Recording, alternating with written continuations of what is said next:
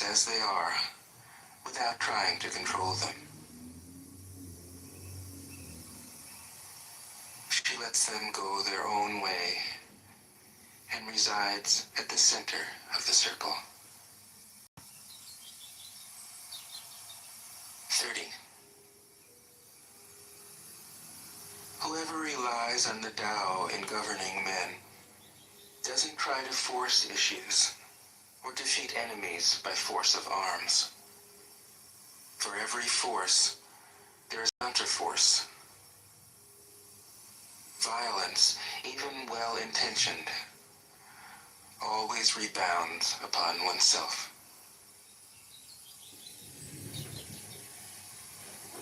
The master does his job and then stops. He understands that the forest is forever out of control, and that trying to dominate events goes against the current of the Tao. Because he believes in himself, he doesn't try to convince others. Because he is content with himself, he doesn't need others' approval. Because he accepts himself, the whole world accepts him. 31. Weapons are the tools of violence. All decent men detest them. Weapons are the tools of fear. A decent man will avoid them, except in the direst necessity, and if compelled, will use them only with the utmost restraint. Peace is his highest value. If the peace has been shattered, how can he be content? His enemies are not demons, but human beings like himself. He doesn't wish them personal harm, nor does he rejoice in victory. How could he rejoice in victory and delight in the slaughter of men? He enters a battle gravely, with sorrow, and with great compassion, as if he were attending a funeral. 32. The Tao can't be perceived. Smaller than an electron, it contains uncountable galaxies. If powerful men and women could remain centered in the Tao, all things would be in harmony. The world would become a paradise. All people would be at peace, and the law would be written in their hearts. When you have names and forms, know that they are provisional. When you have institutions, know where their functions should end. Knowing when to stop, you can avoid any danger.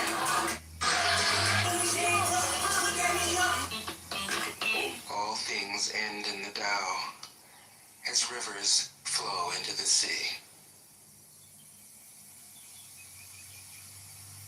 33. Knowing others is intelligence. Knowing yourself is true wisdom.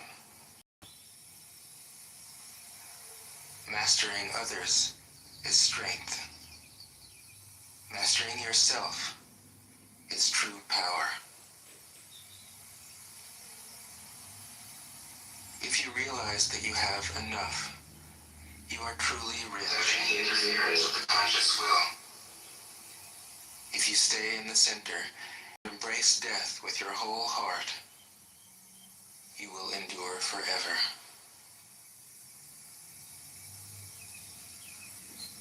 34. The great Tao flows everywhere. All things are born from it, yet it doesn't create them. It pours itself into its work, yet it makes no claim. It nourishes infinite worlds, yet it doesn't hold on to them. Since it is merged with all things and hidden in their hearts, it can be called humble. Since all things vanish into it, and it alone endures, it can be called great. It isn't aware of its greatness. Thus, it is truly great.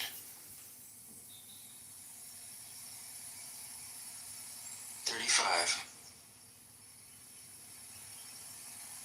She who is centered in the Tao can go where she wishes without danger.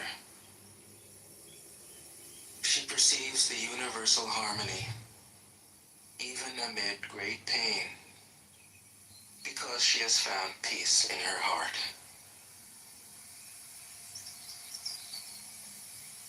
Music or the smell of good cooking may make people stop and enjoy, but words that point to the Tao seem monotonous and without flavor. When you look for it, there is nothing to see. When you listen for it, there is nothing to hear. When you use it, it is inexhaustible. 36. If you want to shrink something, you must first allow it to expand. If you want to get rid of something, you must first allow it to flourish. If you want to take something, you must first allow it to be given. This is called the subtle perception of the way things are. The soft overcomes the hard. The slow overcomes the fast. Let your workings remain a mystery. This is called the subtle perception of the way things are. The soft overcomes the hard. The slow overcomes the fast. Let your workings remain a mystery. Just show people the results.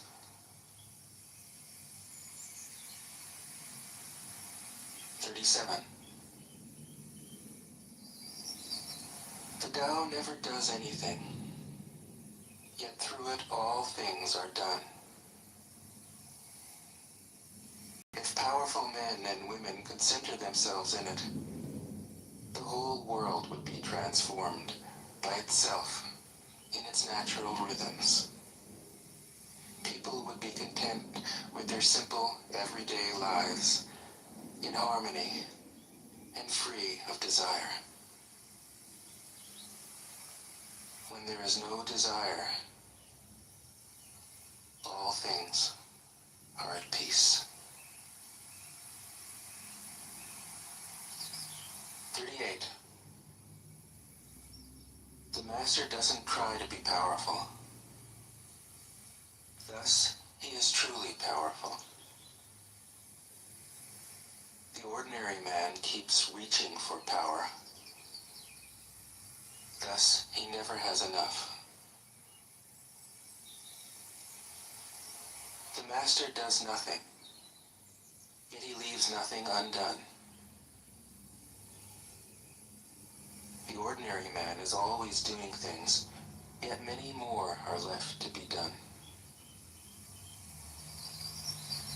The kind man does something, yet something remains undone.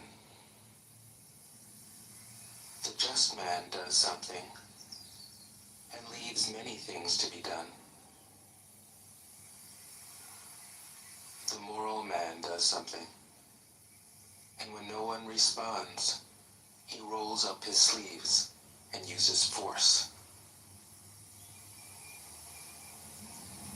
When the Tao is lost, there is goodness. When goodness is lost, there is morality. When morality is lost, there is ritual. Ritual is the husk of true faith, the beginning of chaos. Therefore, the master concerns himself with the depths and not the surface, with the fruit and not the flower. He has no will of his own. He dwells in reality and lets all illusions go.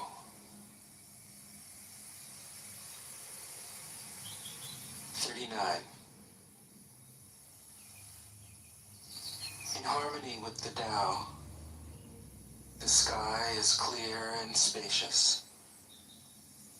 The earth is solid and full.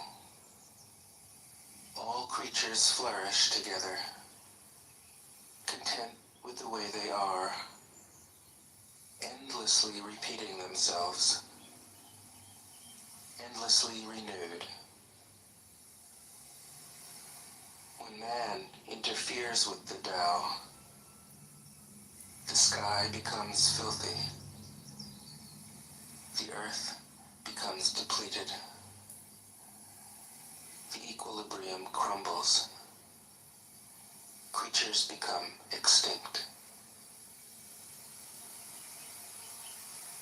The master views the parts with compassion because he understands the whole. His constant practice is humility. He doesn't glitter like a jewel, but lets himself be shaped by the Tao, as rugged and common as a stone. 40. Return is the movement of the Tao. Yielding is the way of the Tao. All things are born of being.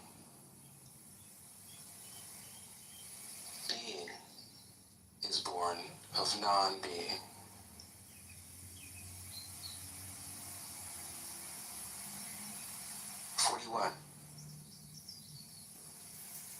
When a superior man hears of the Tao, he immediately begins to embody it. When an average man hears of the Tao, he half believes it, half doubts it. When a foolish man hears of the Tao, he laughs out loud. If he didn't laugh, it wouldn't be the Tao. Thus it is said, the path into the light seems dark. The path forward seems to go back. The direct path seems long. True power seems weak. True purity seems tarnished. True steadfastness seems changeable. True clarity seems obscure. The greatest art seems unsophisticated. The greatest love seems indifferent. The greatest wisdom seems childish. The Tao is nowhere to be found, yet it nourishes and completes all things. 42. The Tao gives birth to one. One gives birth to two. Two gives birth to three. Three gives birth to all things. All things have their backs to the female and stand facing the male. When male and female combine, all things achieve harmony. Ordinary men hate solitude, but the Master makes use of it, embracing his aloneness, realizing he is one with the whole universe. 43. The gentlest thing in the world overcomes the hardest thing in the world. That which has no substance enters where there is no space. This shows the value of non-action. Teaching without words,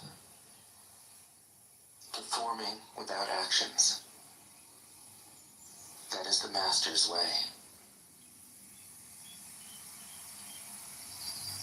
44. Fame or integrity, which is more important? Money or happiness, which is more valuable? Success or failure, which is more destructive? If you look to others for fulfillment, you will never truly be fulfilled. If your happiness depends on money, you will never be happy with yourself. Be content with what you have. Rejoice in the way things are. When you realize there is nothing lacking, the whole world belongs to you. 45. True perfection seems imperfect, yet it is perfectly itself. True fullness seems empty, yet it is fully present. True straightness seems crooked. True wisdom seems foolish. True art seems artless. The Master allows things to happen. She shapes events as they come. She steps out of the way and lets the Tao speak for itself. 46. When a country is in harmony with the Tao, the factories make trucks and tractors. When a country goes counter to the Tao, warheads are stockpiled outside the cities. There is no greater illusion than fear, no greater wrong than preparing to defend yourself, no greater misfortune than having an enemy. Whoever can see through all fear will always be safe.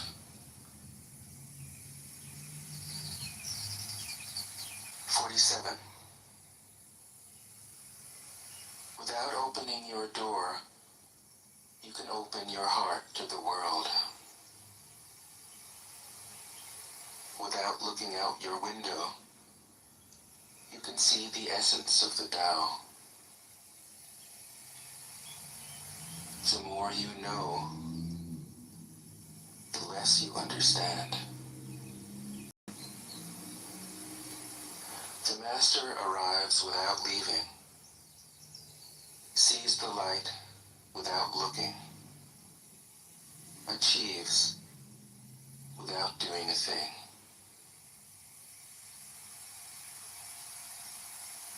48. In the pursuit of knowledge, every day something is added. In the practice of the Tao, every day something is dropped. Less and less do you need to force things, until finally you arrive at non-action. When nothing is done, nothing is left undone.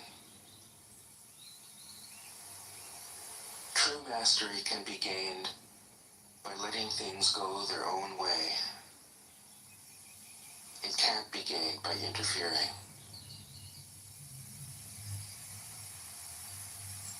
49. The Master has no mind of her own. She works with the mind of the people. She is good to people who are good. She's also good to people who aren't good. This is true goodness. She trusts people who are trustworthy. She also trusts people who aren't trustworthy. This is true trust. The Master's mind is like space. People don't understand her. They look to her and wait. She treats them like her own children.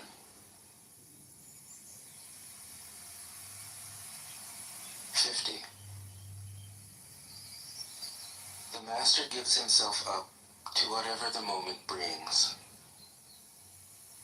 He knows that he is going to die, and he has nothing left to hold on to. No illusions in his mind, no resistances in his body. He doesn't think about his actions. They flow from the core of his being. He holds nothing back from life.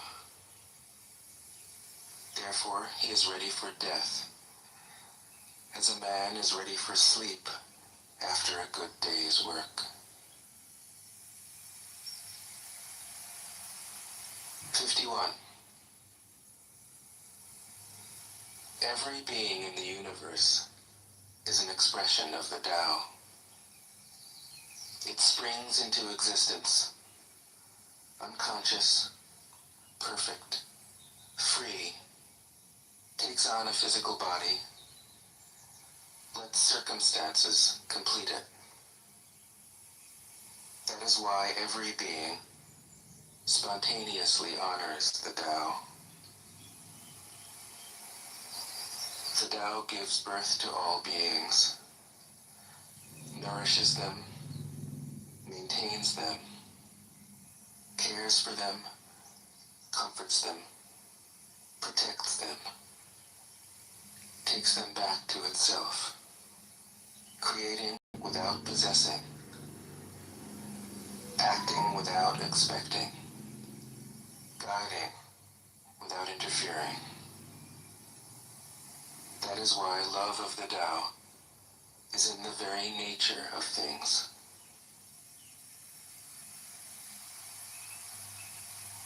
52. In the beginning was the Tao. All things issue from it. All things return to it. To find the origin, trace back the manifestations. When you recognize the children and find the mother, you will be free of sorrow. If you close your mind in judgments and traffic with desires, your heart will be troubled. If you keep your mind from judging and aren't led by the senses, your heart will find peace. Seeing into darkness is clarity. Knowing how to yield is strength.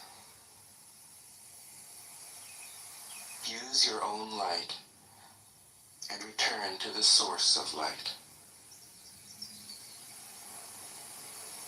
This is called practicing eternity.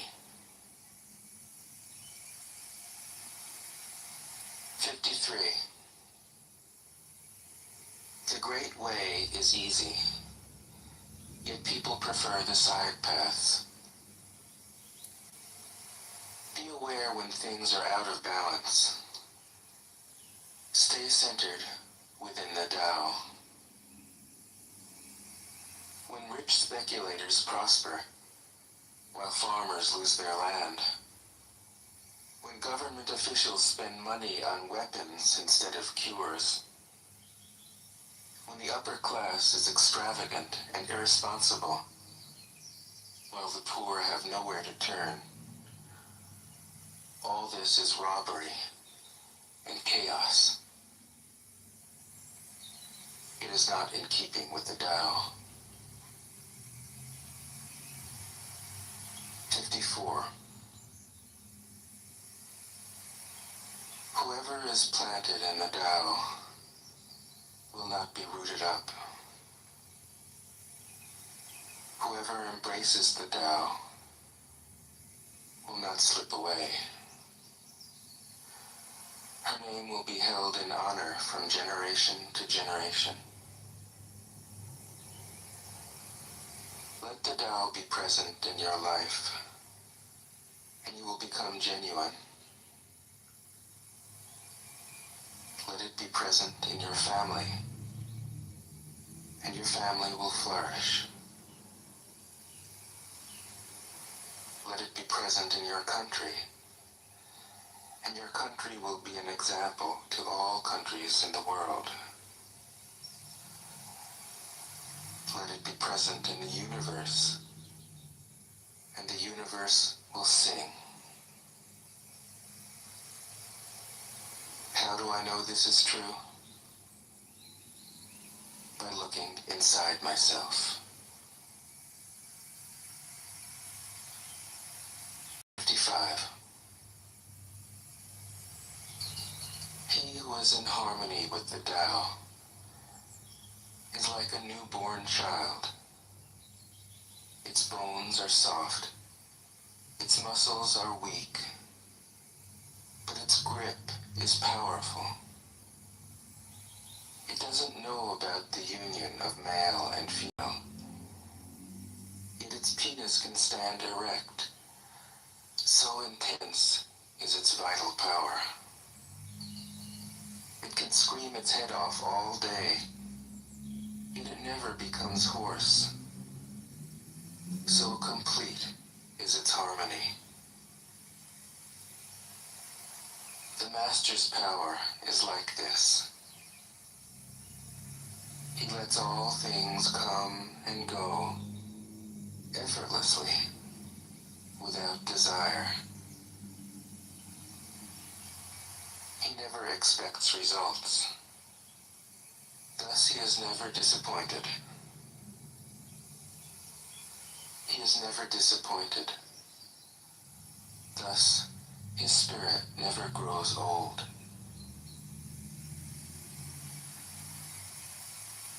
56. Those Those who know don't talk. Those who talk don't know. Close your mouth. Block off your senses. Blunt your sharpness.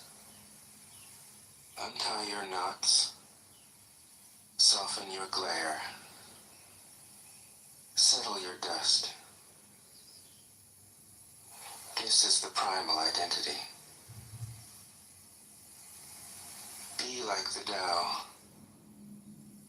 It can't be approached or withdrawn from, benefited or harmed, honored or brought into disgrace. It gives itself up continually. That is why it endures. 57. If you want to be a great leader, you must learn to follow the Tao. Stop trying to control. Let go of fixed plans and concepts, and the world will govern itself. The more prohibitions you have, the less virtuous people will be. The more weapons you have, the less secure people will be. The more subsidies you have, the less self-reliant people will be. Therefore, the Master says, I let go of the law, and people become honest. I let go of economics, and people become prosperous. I let go of religion, and people become serene.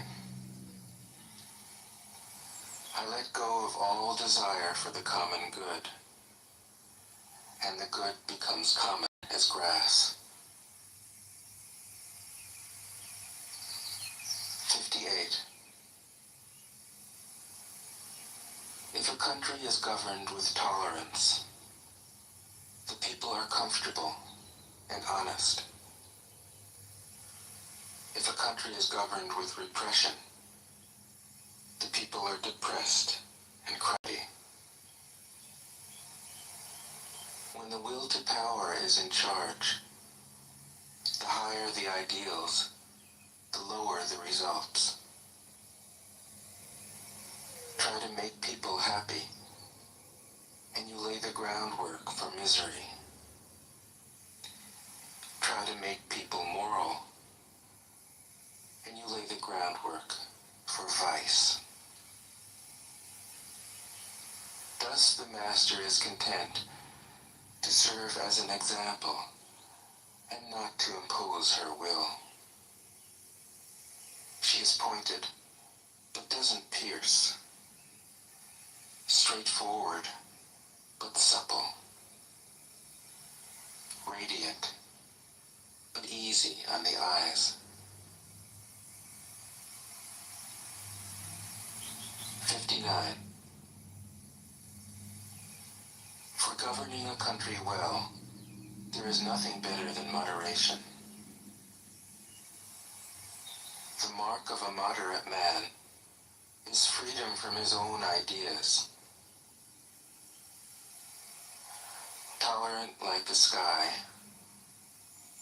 all-pervading like sunlight, firm like a mountain, supple like a tree in the wind. He has no destination in view, and makes use of anything life happens to bring his way. Nothing is impossible for him. Because he has let go, he can care for the people's welfare, as a mother cares for her child.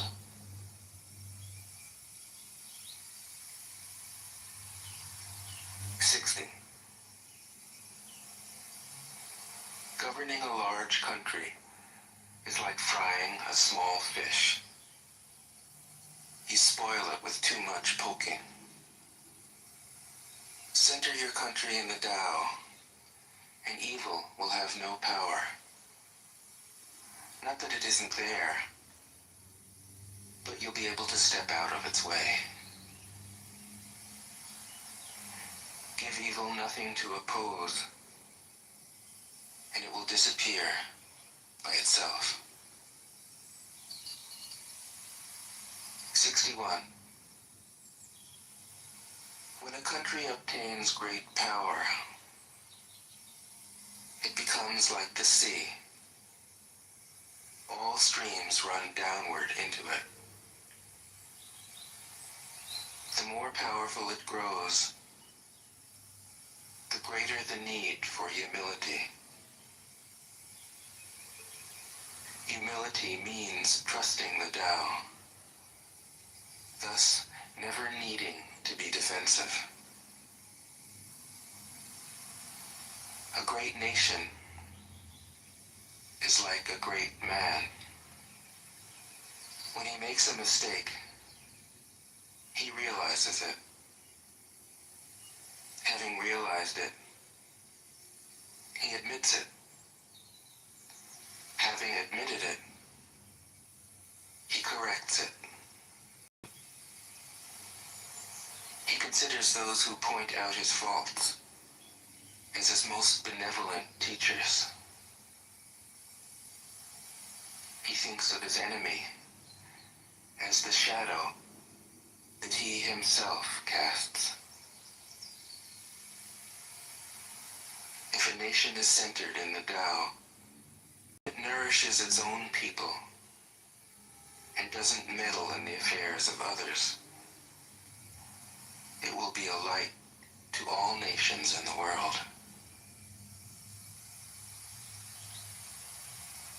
62. The Tao is the center of the universe, the good man's treasure,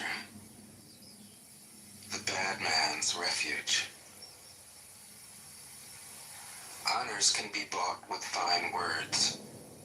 Respect can be won with good deeds. But the Tao is beyond all value, and no one can achieve it. Thus, when a new leader is chosen, don't offer to help him with your wealth or your expertise. Offer instead to teach him about the Tao. Why did the ancient masters esteem the Tao? Because, being one with the Tao, when you seek, you find. And when you make a mistake, you are forgiven. That is why everybody loves it. 63. Act without doing. Work without effort. Think of the small as large, and the few as many. Confront the difficult while it is still easy. Accomplish the great task by a series of small acts. The master never reaches for the great. Thus she achieves greatness. When she runs into a difficulty, she stops and gives herself to it. She doesn't cling to her own comfort. Thus, problems are no problem for her. 64. What is rooted is easy to nourish. What is recent is easy to correct. What is brittle is easy to break. What is small is easy to scatter. Prevent trouble before it arises. Put things in order before they exist. A giant pine tree grows from a tiny sprout. The journey of 1,000 miles starts from beneath your feet.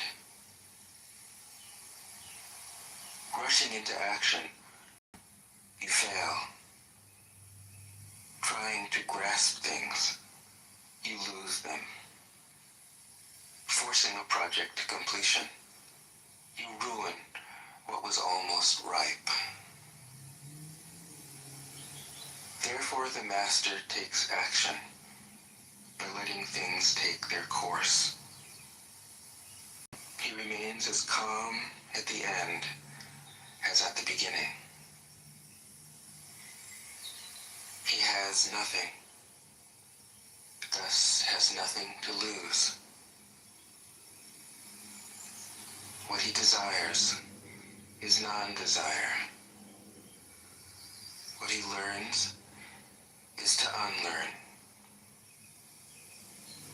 He simply reminds people of who they have always been. He cares about nothing but the Tao. Thus, he can care for all things.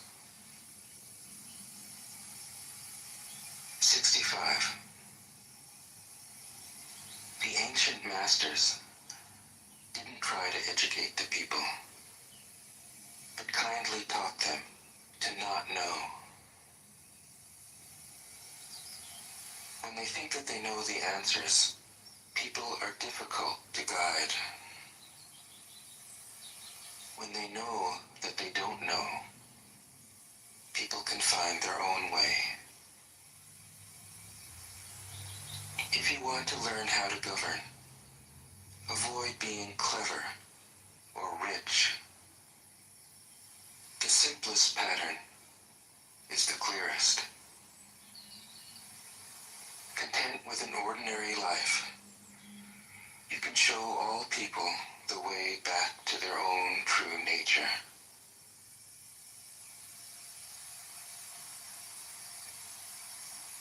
'66. All streams flow to the sea because it is lower than they are. Humility gives it its power. If you want to govern the people, you must place yourself below them. If you want to lead the people, you must learn how to follow them. The master is above the people, and no one feels oppressed. She goes ahead of the people, and no one feels manipulated. The whole world is grateful to her, because she competes with no one. No one can compete with her. 67. Some say that my teaching is nonsense. Others call it lofty, but impractical. But to those who have looked inside themselves, this nonsense makes perfect sense. And to those who put it into practice, this loftiness has roots that go deep. I have just 3 things to teach: simplicity, patience, compassion. These 3 are your greatest treasures. Simple in actions and in thoughts, you return to the source of being.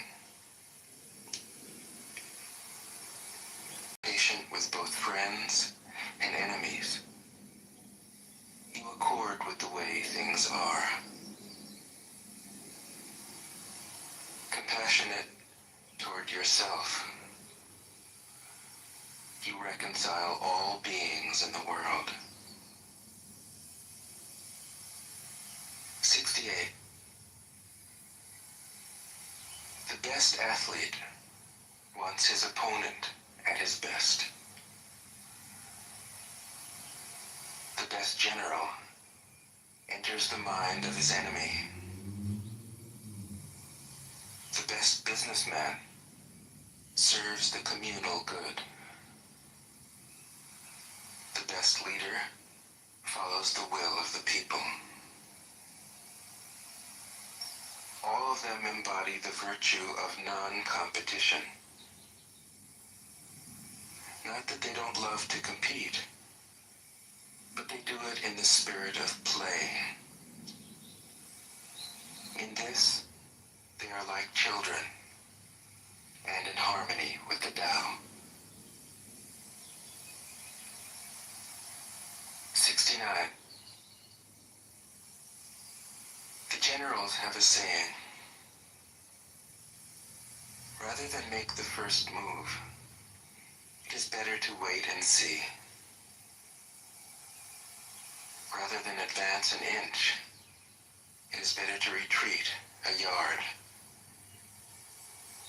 This is called going forward without advancing, pushing back without using weapons. There's no greater misfortune than underestimating your enemy. Underestimating your enemy means thinking that he is evil. Thus, you destroy your three treasures and become an enemy yourself. When two great forces oppose each other, the victory will go to the one that knows how to yield. 70. My teachings are easy to understand and easy to put into practice. Yet your intellect will never grasp them, and if you try to practice them, you'll fail. My teachings are older than the world. How can you grasp their meaning? If you want to know me, look inside your heart. 71. Not knowing is true knowledge. Presuming to know is a disease.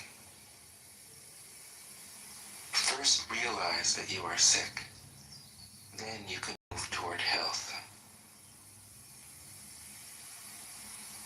The master is her own physician. She has healed herself of all knowing. Thus, she is truly whole. 72. When they lose their sense of awe, people turn to religion. When they no longer trust themselves, they begin to depend upon authority. Therefore, the master steps back so that people won't be confused. He teaches without a teaching, so that people will have nothing to learn. 73. The Tao is always at ease. It overcomes without competing, answers without speaking a word, arrives without being summoned, accomplishes without a plan. Its net covers the whole universe, and though its meshes are wide, it doesn't let a thing slip through. 74. If you realize that all things change, there is nothing you will try to hold on to. If you aren't afraid of dying, there is nothing you can't achieve. Trying to control the future is like trying to take the master carpenter's place. When you handle the master carpenter's tools, chances are that you'll cut your hand. 75. When taxes are too high, people go hungry. When the government is too intrusive, people lose their spirit. Act for the people's benefit. Trust them. Leave them alone. 76. Men are born soft and supple. Dead, they are stiff and hard. Plants are born tender and pliant. Dead, they are brittle and dry. Thus, whoever is stiff and inflexible is a disciple of death. Whoever is soft and yielding is a disciple of life. The hard and stiff will be broken. The soft and supple will prevail. 77. As it acts in the world, the Tao is like the bending of a bow. The top is bent downward. The bottom is bent up. It adjusts excess and deficiency so that there is perfect balance. It takes from what is too much and gives to what isn't enough. Those who try to control, who use force to protect their power, go against the direction of the Tao. They take from those who don't have enough and give to those who have far too much. The master can keep giving because there is no end to her wealth. She acts without expectation, succeeds without taking credit,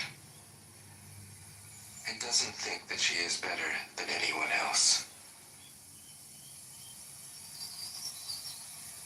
78.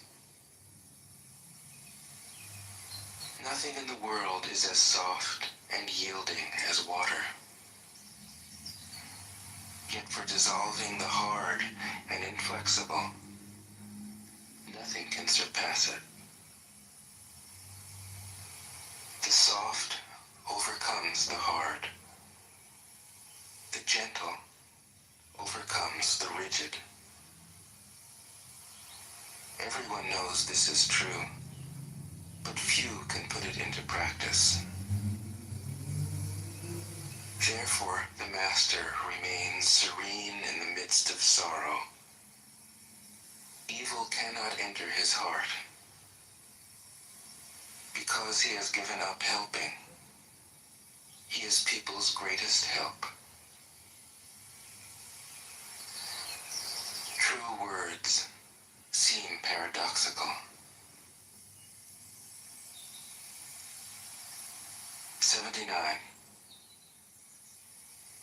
Failure is an opportunity.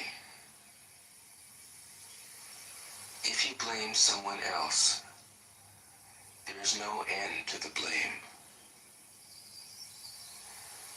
Therefore, the master fulfills her own obligations and corrects her own mistakes.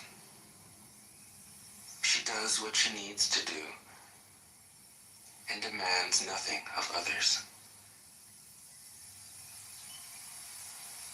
80.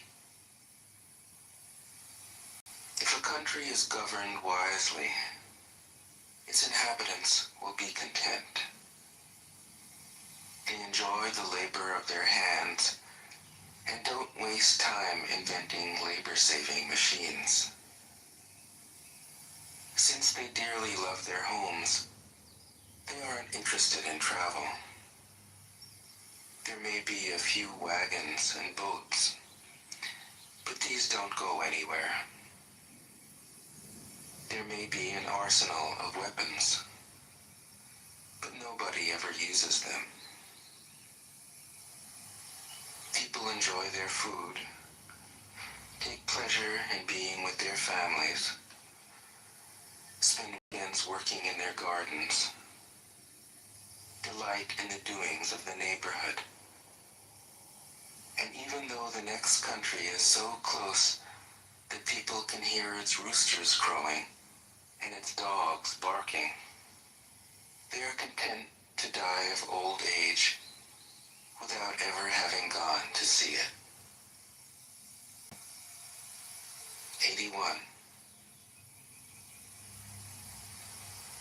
True words aren't eloquent.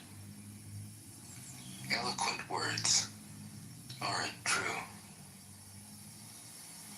Wise men don't need to prove their point. Men who need to prove their point aren't wise. The master has no possessions. The more he does for others, the happier he is. The more he gives to others, the wealthier he is. The Tao nourishes by not forcing, by not dominating. The master leads.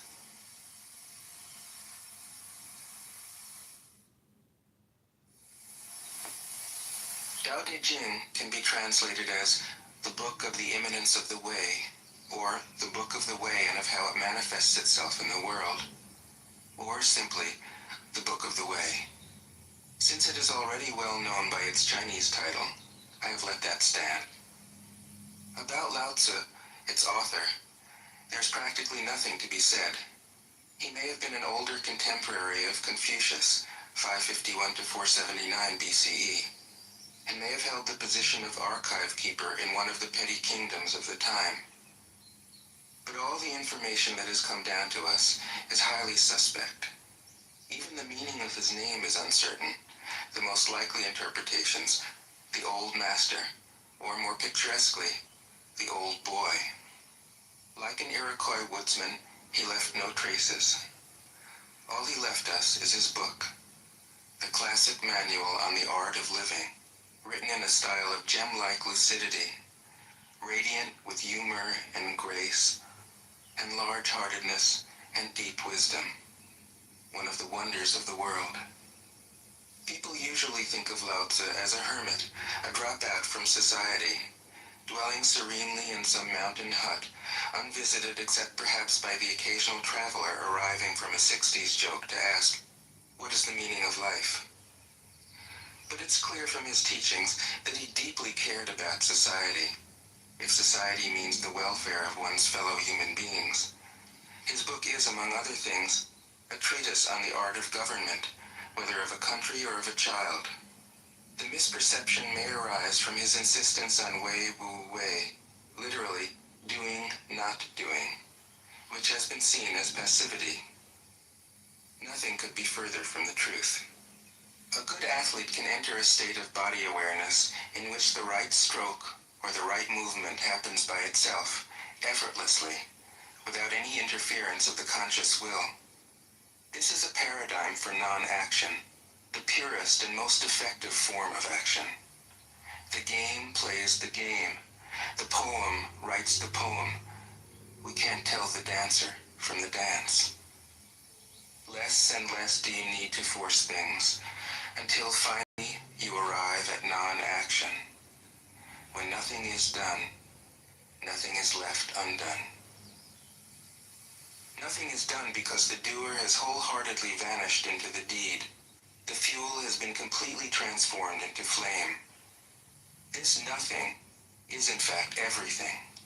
It happens when we trust the intelligence of the universe, in the same way that an athlete or a dancer trusts the superior intelligence of the body. Hence Lao Tzu's emphasis on softness. Softness means the opposite of rigidity, and is synonymous with suppleness, adaptability, endurance. Anyone who has seen a Tai Chi or Aikido master doing not doing will know how powerful this softness is. Lao Tzu's central figure is a man or woman whose life is in perfect harmony with the way things are. This is not an idea, it is a reality. I have seen it. The master has mastered nature, not in the sense of conquering it, but of becoming it. In surrendering to the Tao, in giving up all concepts, judgments, and desires, her mind has grown naturally compassionate. She finds, deep in her own experience, the central truths of the art of living, which are paradoxical only on the surface, that the more truly solitary we are, the more compassionate we can be. The more we let go of what we love, the more present our love becomes. The clearer our insight into what is beyond good and evil, the more we can embody the good. Until finally she is able to say, in all humility, I am the Tao, the truth, the life. The teaching of the Tao Te Ching is moral in the deepest sense. Unencumbered by any concept of sin, the master doesn't see evil as a force to resist, but simply as an opaqueness, a state of self-absorption which is in disharmony with the universal process, so that, as with a dirty window, the light can't shine through. This freedom from moral categories allows him his great compassion for the wicked and the selfish. Thus the master is available to all people and doesn't reject anyone. He is ready to use all situations and doesn't waste anything. This is called embodying the light. What is a good man but a bad man's teacher? What is a bad man but a good man's job? If you don't understand this, you will get lost, however intelligent you are. It is the great secret. The listener will notice that in the many passages where Lao Tzu describes the master, I've used the pronoun she at least as often as he. The Chinese language doesn't make this kind of distinction. In English we have to choose. But since we are all potentially the master, since the master is, essentially, us, I felt it would be untrue to present a male archetype, as other versions have, ironically, done. Ironically, because of all the great world religions, the teaching of Lao Tzu is by far the most female. Of course, you should feel free throughout the recording to substitute he for she, or vice versa.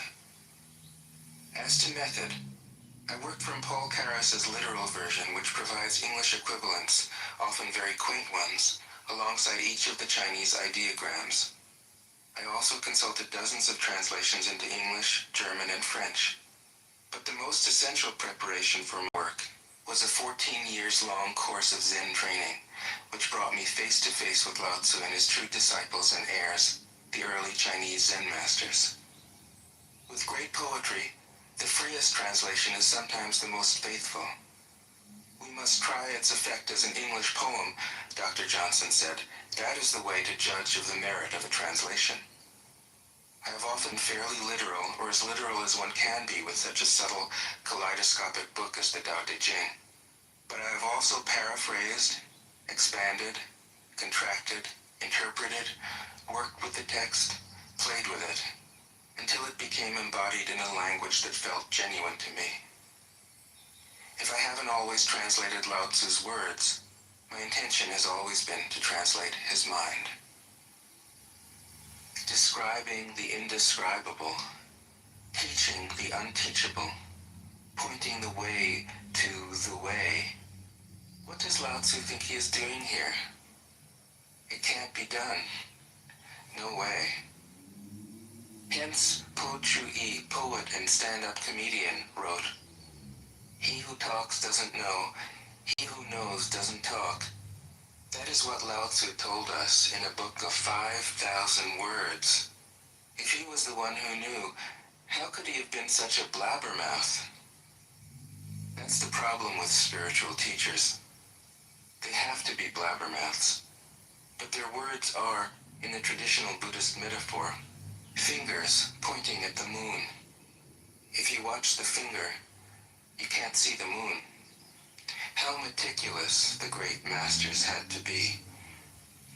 A monk asked Matsu, "Why do you teach mind is Buddha?" Matsu said, "To stop a baby from crying." The monk said, "When the crying has stopped, what then?" Matsu said, "Then I teach, not mind, not Buddha." The monk said, "How about someone who isn't attached to either?" Matsu said, "I would tell him, not beings." The monk said, "And what if you met a man unattached to all things? What would you tell him?" Matsu said, "I would just let him experience the great Tao." In fact, the truth is right before our eyes, right under our noses. So simple that every child understands it. And yet, as Bankei said, the farther you enter into it, the deeper it is. Where is the way to the way? What a question. Still, for complicated minds, drastic measures are needed. Lao Tzu's book was written as a response, out of grandmotherly kindness. According to the oldest biography, Lao Tzu lived for a long time in the country of Chu, but seeing its decline, he departed.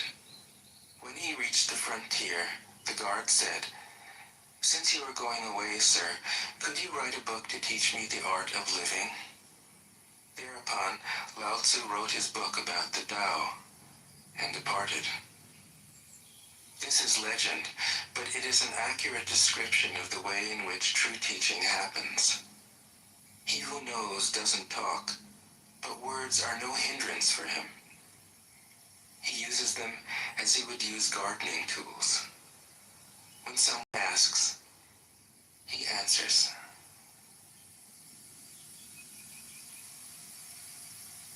Tao De Jing. 1. The Tao that can be told is not the eternal Tao. The name that can be named is not the eternal name. The unnameable is the eternally real.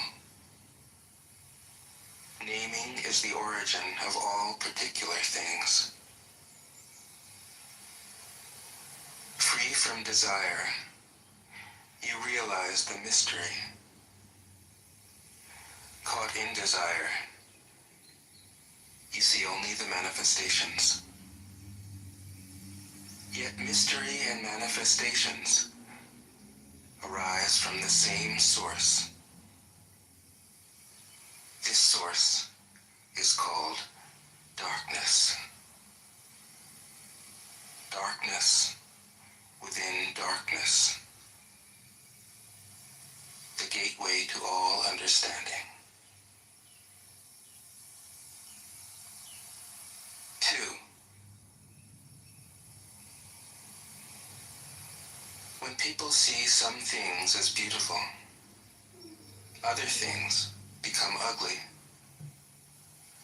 When people see some things as good, other things become bad. Being and non-being create each other. Difficult and easy support each other. Long and short define each other. High and low depend on each other. Before and after follow each other. Therefore the master acts without doing anything and teaches without saying anything. Things arise and she lets them come. Things disappear and she lets them go. She has but doesn't possess, acts but doesn't expect. When her work is done, she forgets it. That is why it lasts forever. 3. If you overesteem great men, people become powerless. If you overvalue possessions, people begin to steal. The master leads by emptying people's minds and filling their cores, by weakening their ambition and toughening their resolve. He helps people lose everything they know, everything they desire, and creates confusion in those who think that they know. Practice not doing, and everything will fall into place. 4. The Tao is like a well, used but never used up. It is like the eternal void, filled with infinite possibilities. It is hidden but always present. I don't know who gave birth to it.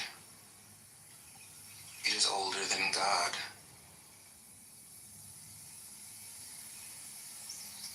5.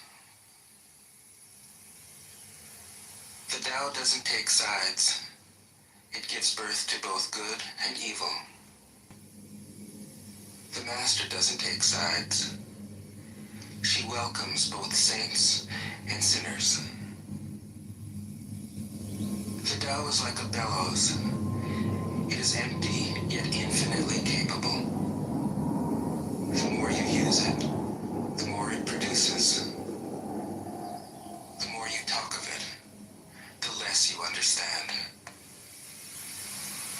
Hold on to the center. 6.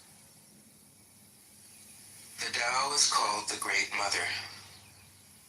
Empty, yet inexhaustible, it gives birth to infinite worlds.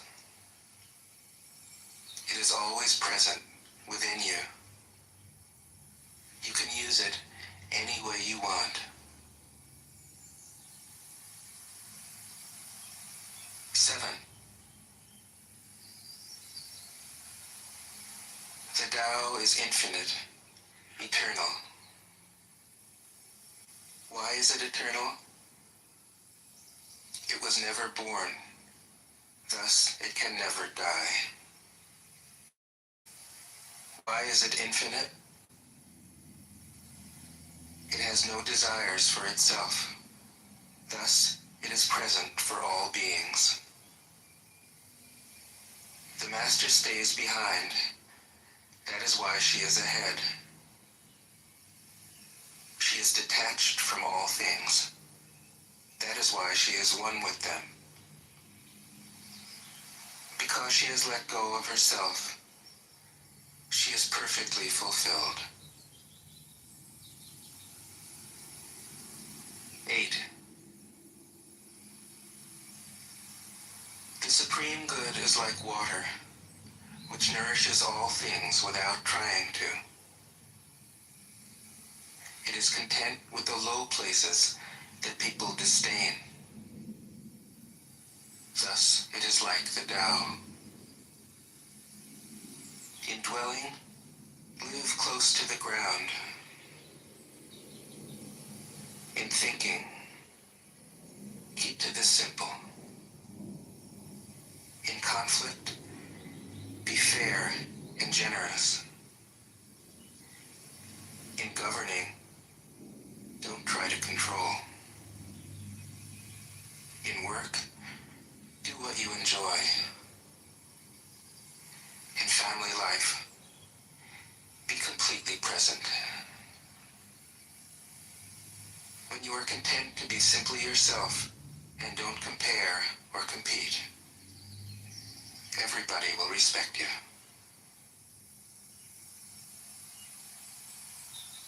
9.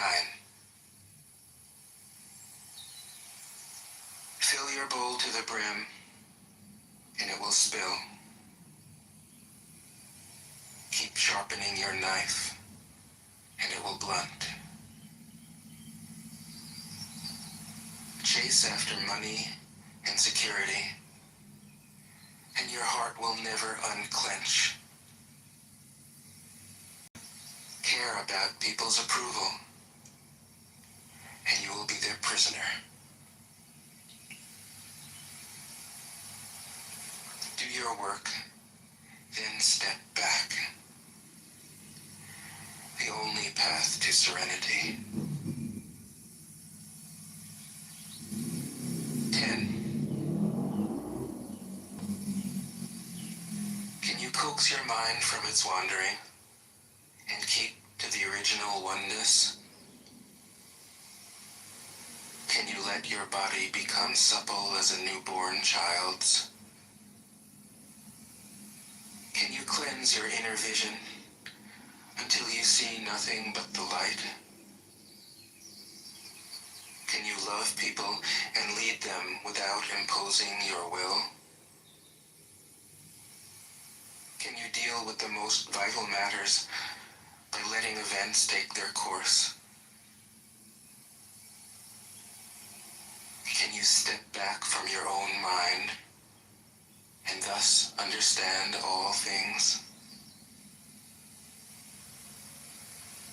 Giving birth and nourishing, having without possessing, acting with no expectations, leading and not trying to control. This is the supreme virtue.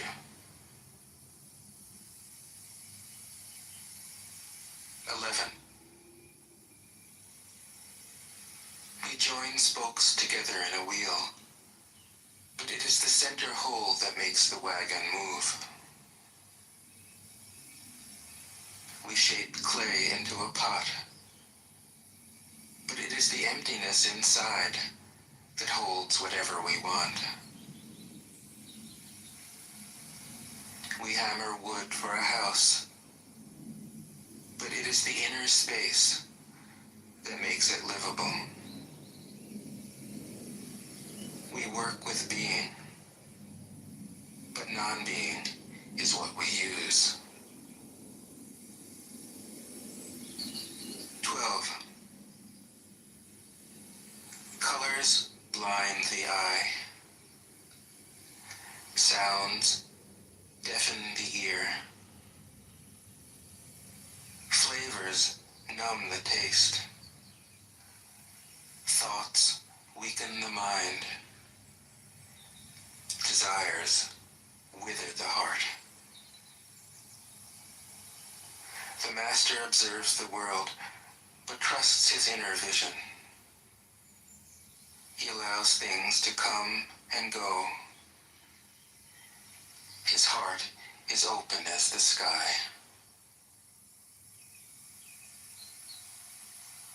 13. Success is as dangerous as failure. Hope is as hollow as fear. What does it mean that success is as dangerous as failure? Whether you go up the ladder or down it. Your position is shaky. When you stand with your 2 feet on the ground, you will always keep your balance. What does it mean that hope is as hollow as fear? Hope and fear are both phantoms that arise from thinking of the self. When we don't see the self as self, what do we have to fear? See the world as yourself. Have faith in the way things are. Love the world as yourself. Then you can care for all things. 14.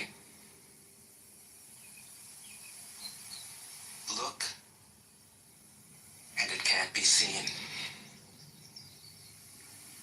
Listen, and it can't be heard.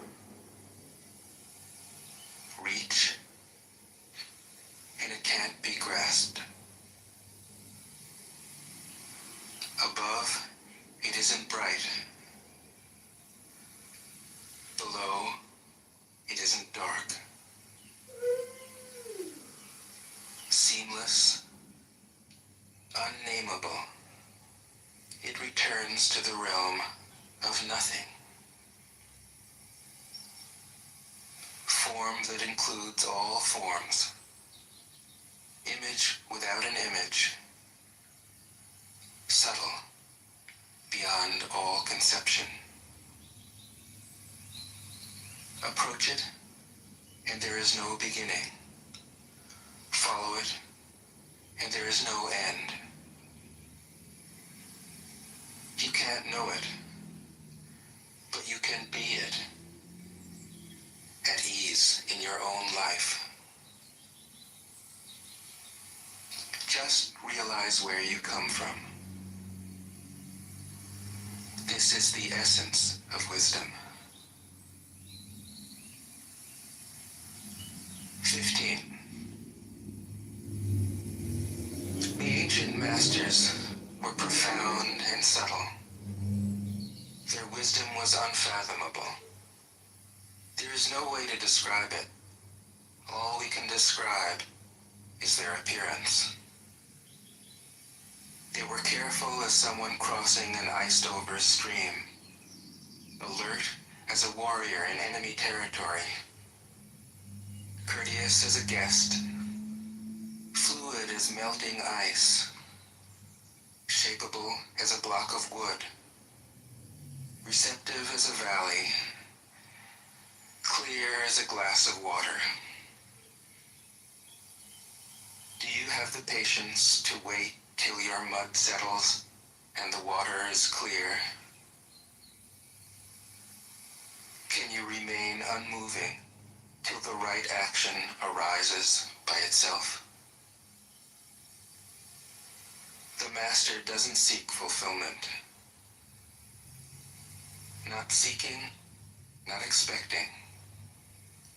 She is present and can welcome all things. 16. Empty your mind of all thoughts. Let your heart be at peace. Watch the turmoil of beings, but contemplate their return. Each separate being in the universe returns to the common source.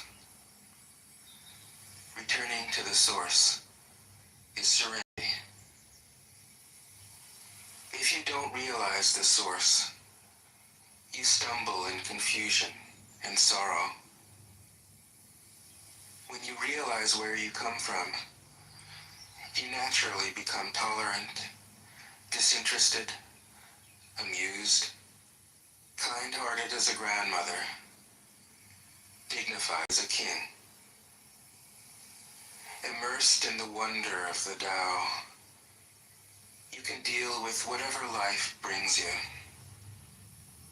And when death comes, you are ready. 17. When the master governs, the people are hardly aware that he exists.